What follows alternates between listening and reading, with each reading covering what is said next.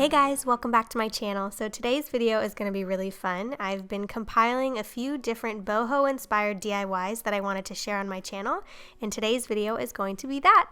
So I'm going to jump right in and hopefully you guys enjoy these really fun DIYs.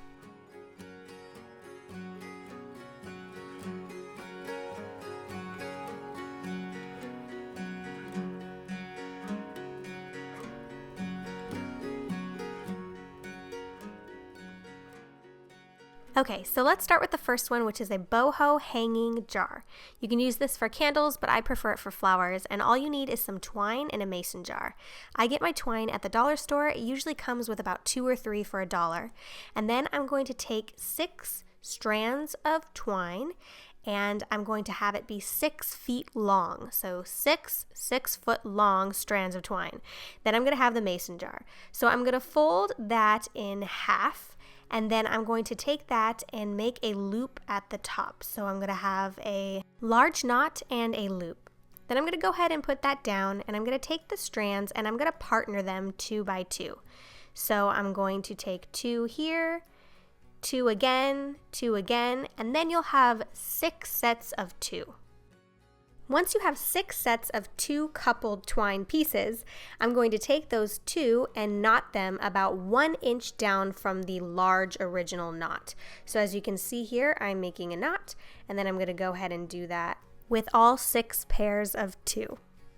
So at this point, you should have knotted all 6 pairs of 2.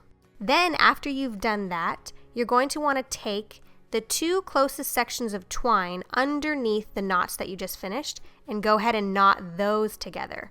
So it might start to get a little confusing at this point, but hopefully when you see what I'm doing, it'll make sense. So I'm taking the 2 closest pieces of twine underneath the knots, and I'm going to create another knot, and it's going to start creating a little bit of a net.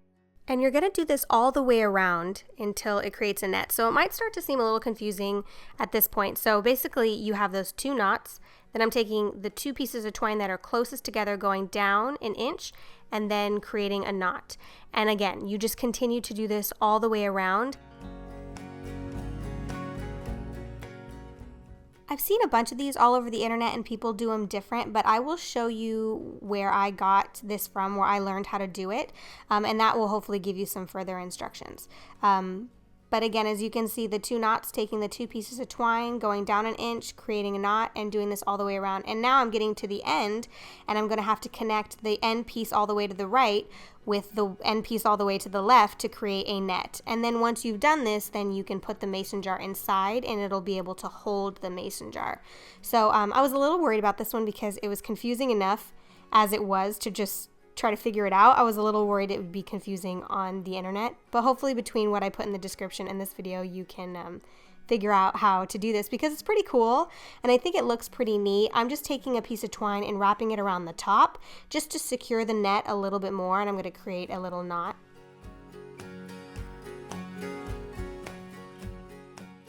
Then for the hanging pieces, I'm going to go up about 2 or 3 inches and create another knot. So 1 large knot here, enough room to be able to get flowers or a candle in. And then I'm going to section that off into 2 sections and then just braid what I have. So braid the 2 sections. So yeah, I'm just going and doing a simple 3-part braid. And then I'm going to do that on the other side as well, and then do 1 final knot, and then I promise I'm finished. And then yeah, you can fill this up with some flowers or a candle. Be careful with the candle, obviously, and twine, but if you have it at the bottom of the mason jar, it should be fine.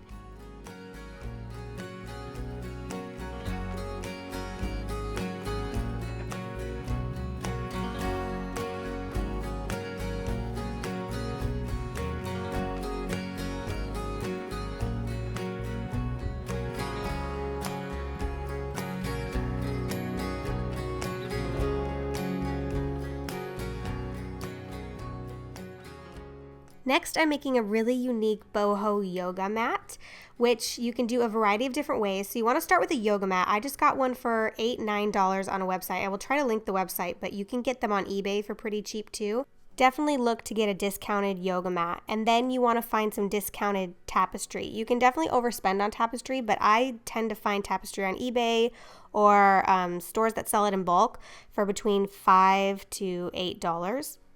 So I placed the tapestry on top of the yoga mat in the position that I desired and then just cut kind of roughly around it. And I folded it underneath the yoga mat, took some clothespins and pinned one side.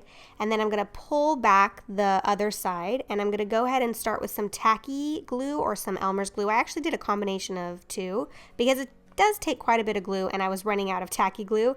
So I just put a little bit down and then I took a brush and made sure to evenly spread it all over the mat. And this took a while, but you want to make sure you have glue all over the mat so that it really is, it's well secure when you finally decide to put the tapestry back on top and glue it. So I would highly recommend getting a partner or somebody to help you with this next part because you want to have someone on either side and you want to gently put the tapestry down onto the glue. Take your hand and rub any air bubbles out. And then just be careful because if you rub too hard, the glue will start coming out through the tapestry. So you want to be pretty gentle, but take your hand and just get any air bubbles out and make it as flat and clean as possible. And then I'm going to let that dry overnight. And then I'm going to come the next day, flip it over. I'm going to cut it evenly so it's about 1.5 inch on the back side of the mat. I'm going to add some glue and I'm going to go ahead and glue that down as well. And then I'm going to let that dry for about 6 to 8 hours.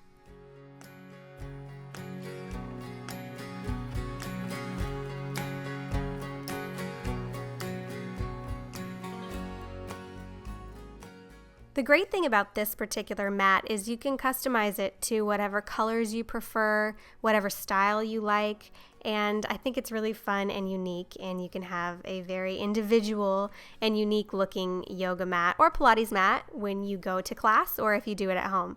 So I love that. Next we are doing a rope basket, which I think it was between the mat and this, but I think this one was my favorite. So I'm taking a basket I'm going to kind of try to make this similar to, just for a reference. And then I got this rope on sale, so it was $10. I got a coupon and got it at Joann Fabric. You can take some parchment paper and put it over the bucket so that you don't accidentally glue the bucket. And then I'm just going to start creating a circle and going around and around. So I'm taking a little bit of glue, I'm gluing it, and then I'm going to just start making a spiral. And this is going to be the bottom of the basket. So this isn't so much hard as it is time consuming, so you might want to put on a show. If you plan to do this, it did kind of take a while, a little bit longer than what I expected. But again, I'm just gluing, spiraling, gluing, spiraling. It's basically like a cinnamon roll. You're just going round and round and round, adding a little bit of glue, and you're going to just keep doing this until you create the entire bottom, and then you're just going to keep creating the entire basket. So once you create the bottom, then you're just going to keep doing it, but you're just going to go down on the side of the bucket. So it's good to have a bucket for reference. Otherwise, it's going to end up being just kind of like a flat rope, almost carpet, which that would be fun too. You could make that if you wanted to. But for this, we are making a basket, and this is going to be either a fruit basket or a foraging basket. So if you want some, to go into your garden and grab a bunch of goodies from your garden, you can use this basket for that. But as you can see here, I'm just continuing to glue and go round and round and round until I finish the basket.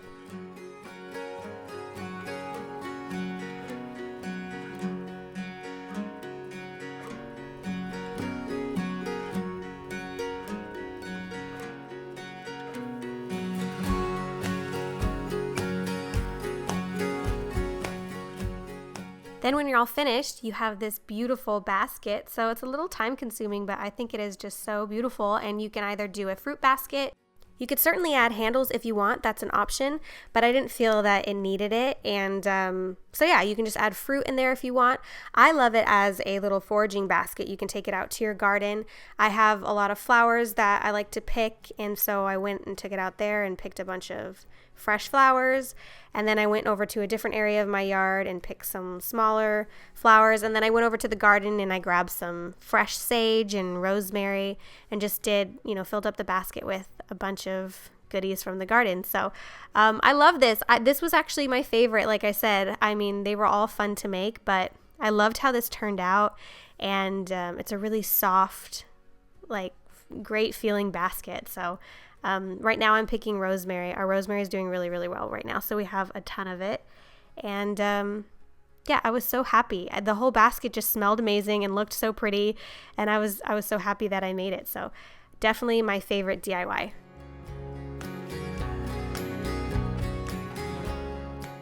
So I had some leftover scraps from the tapestry, so I'm going to make a headband and some really cute sandals. So starting with the headband, I'm going to take a really long piece, well, 2 long pieces of tapestry, and I'm going to fold them in half.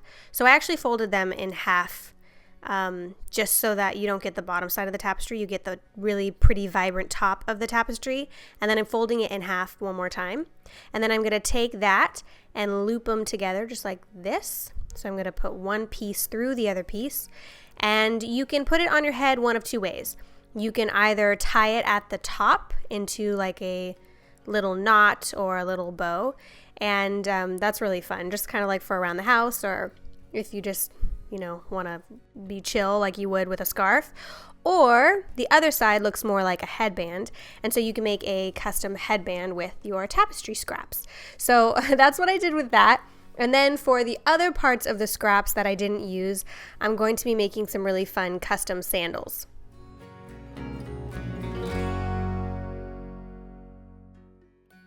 So for the colorful sandals, you just want to start with a pair of sandals. I just have a plain pair of Havaianas that I wear all the time. You want a tapestry scrap that is about 2 to 3 feet long, and then I'm going to go ahead, put that where your toe goes, and then I'm just going to go ahead and start wrapping around the sandal strap. And so basically you're just creating a custom sandal strap, and I'm just going to wrap each side. And there's a few options. With the leftover at the end, you can either tie it around your leg, or you can just go ahead and cut it, make a little knot, and then you basically just, the sandal straps are decorated with the tapestry. So you have a few different options. My personal favorite was just the sandal straps by themselves, instead of wrapping it around your leg. I didn't have enough tapestry to go all the way up my leg. It might have looked cuter if I did, but yeah, just wrap it around the sandal straps, and you can crisscross it going behind your leg or in front of your leg. There's a few different ways that you can do it, and depending on how long it is, like I said, you can do a few different crisscrosses on your legs, and that would maybe really look cute in the summer with a pair of shorts or whatever. So you have a few different options with these.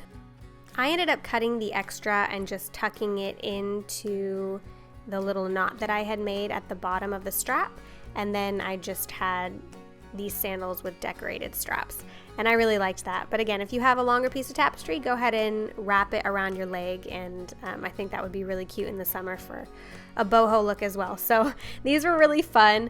Excuse my toes, I don't have the best toes, and I had a little bit of the carpet I had like carpet marks on my feet.